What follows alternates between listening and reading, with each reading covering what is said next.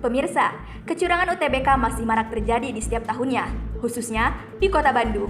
Beberapa kampus besar pusat UTBK seperti ISBI Bandung dan kampus lainnya masih sering menemukan kecurangan dari oknum peserta UTBK di setiap tahunnya dengan tujuan ingin lolos ke perguruan tinggi negeri.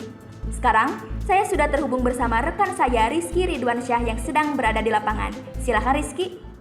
Seperti sudah menjadi tradisi di setiap tahun, kecurangan UTBK masih sering terjadi di beberapa pusat UTBK, terkhususnya di Kota Bandung. Salah satunya di pusat UTBK Kampus ISBI Bandung. Berbagai macam metode kecurangan dilakukan oleh para oknum, seperti dengan menggunakan bantuan alat dengar, perjokian, dan penggunaan perangkat elektronik yang disembunyikan di tubuh peserta. Pengawas yang memergoki perilaku langsung melaporkan ke panitia SNPMB Pusat. Tidak banyak juga beberapa oknum kecurangan UTBK ini ada yang masih lolos.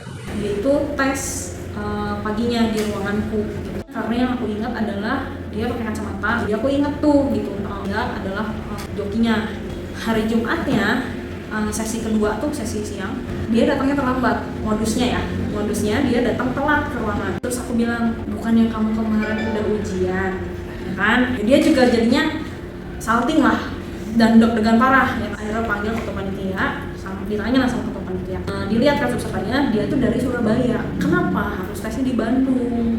Terus ditanya kesini pakai apa? Dianterin sama omnya. Oh oke, udah.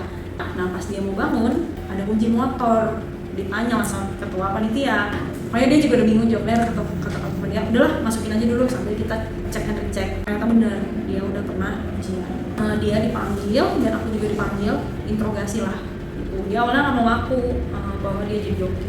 Dia tuh kebagian ruang yang ada CCTV-nya. Jadi semua bukti itu dia nggak bisa ngelak lah.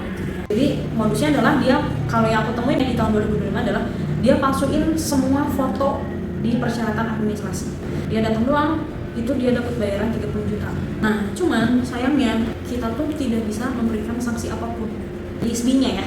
Proses dari UTBK Pusat itu hanya sampai interogasi doang, sampai menemukan data dan faktanya seperti apa. Masalah sanksinya itu diserahkan kembali ke UTBK Pusat. Meski pengawas dapat menemukan adanya kecurangan saat ujian berlangsung, namun penanganan kasus tersebut tetap menjadi kewenangan SNPMB Pusat. Sedih sih, kecewa juga, karena tiap orang juga pasti ada yang udah berusaha semaksimal mungkin, kayak belajar dari jauh-jauh waktu, bahkan dari kelas 2 SMA gitu. Saat UTBK ada yang curang, itu pasti sedih banget sih, kecewa gitu. Meskipun pengawasan terus diperketat, nyatanya kreativitas oknum dalam melakukan kecurangan masih menjadi tantangan besar bagi panitia SNPMB di setiap tahunnya. Dari Kampus ISBI Bandung, saya Rizky Ridwansyah, kembali ke studio. Terima kasih Rizky atas laporannya. Berita tadi sekaligus menutup berita 9 pada siang ini. Saya Putri Adelia Septi dengan segenap kru yang bertugas pamit undur diri. Selamat siang dan sampai jumpa.